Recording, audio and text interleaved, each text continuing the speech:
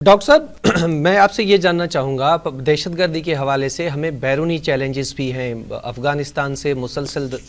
دراندازی ہو رہی ہے، مختلف اوقات پہ ہم یہ چیز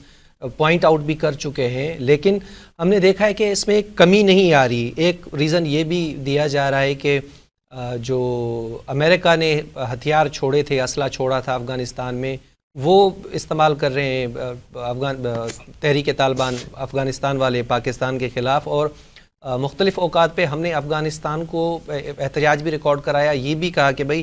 آپ اپنی سرزمین پاکستان کے خلاف استعمال نہ ہونے دیں، اور خیبر پختونخوا کی حکومت وہ بھی 2-3 مرتبہ آفر کر چکی ہے فیڈرل گورنمنٹ کو کہ بھئی آپ ہمیں پرمیشن دیں کہ ہم اپنا وفد جو ہے وہ افغانستان بھیجیں اور ان سے بات کریں۔ آپ کو کیا لگتا ہے سفارتی محاذ پہ دہشت گردی کے حوالے سے پاکستان کو جس طرح ایکٹیو ہونا چاہیے اس طرح ایکٹیو ہے، یا ہمیں اپنی اسپیڈ کچھ اور بڑھانی پڑے گی خاص طور پہ افغانستان کے حوالے سے؟ دیکھیے، جب ہم افغانستان کی بات کرتے ہیں تو یہ بات تو بالکل واضح ہے کہ ہم ایک انٹرنیشنل گیم کی بات کرتے ہیں، کیونکہ پاکستان کا ایشو اتنا سیدھا سادہ نہیں ہے کہ وہ یوں منٹوں یا گھنٹوں میں بیٹھ کے حل ہو جائے گا یا کوئی پروونشل گورنمنٹ بیٹھ کے سیل کر لے گی۔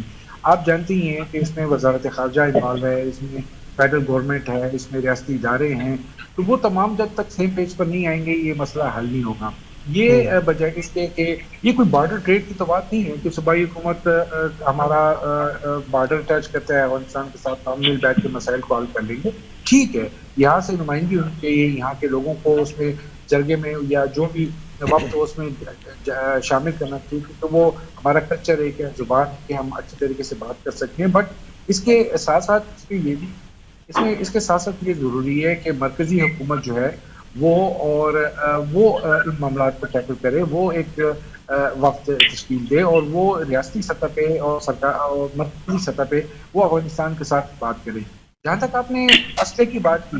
تو آپ جانتی ہیں یہ تو ہم اور آپ نہیں کہتے، یہ تو خود امریکن پریزیڈنٹ نے یہ بات کہی ہے ڈونلڈ ٹرمپ نے کہ افغانستان میں جو ہے وہ امریکہ کا اسلحہ استعمال کیا جا رہا ہے۔ تو یہ اتنا بڑا ایشو ہے کہ اسے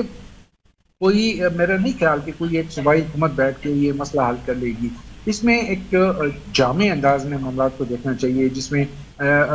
اس کے مختلف اینگلز رکھنے چاہیے، سیکورٹی معاملات کو، پولیٹیکل اینگلز رکھنا چاہیے، ٹریڈ کو رکھنا چاہیے سامنے،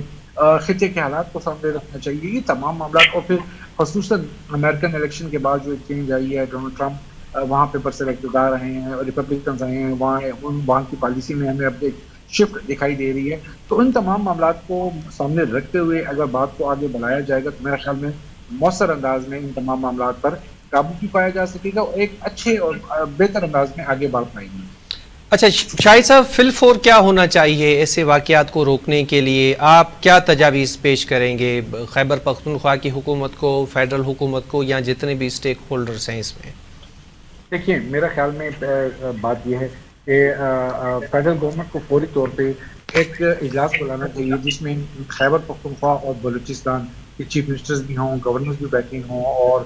کا جو دیگر حکام ہے وہ بھی موجود ہوں، اور اس میں ظاہر سی بات ہے کہ تمام اداروں کی ریپرزنٹیشن ہو، اور اس میں مل بیٹھ کے ایک اسٹریٹجی بنانی چاہیے اور اس اسٹریٹجی کی بنیاد پر معاملات کو آگے بڑھانا چاہیے، کیونکہ یہ صرف کے پی کا مسئلہ نہیں، بلوچستان کا بھی مسئلہ ہے، آپ جانتی ہیں، وہاں بھی دھماکہ ہوا ہے، وہاں بھی بارڈر ٹچ کر رہا ہے، 2 ملکوں کے بارڈر ٹچ کرتے ہیں بلوچستان کو، تو ظاہری سی بات ہے وہ ان کے لیے الگ سے مشکلات ہیں، مسائل موجود ہیں۔ تو یہ مل بیٹھ کے اگر فیڈرل گورنمنٹ ایک ایسی اسٹریٹجی بنائے کہ جس کی بیس پر ان دونوں صوبوں میں امن کا قیام ممکن ہو پائے، تو میرے خیال میں یہ سب سے ایک مناسب راستہ ہوگا، بجائے اس کے کہ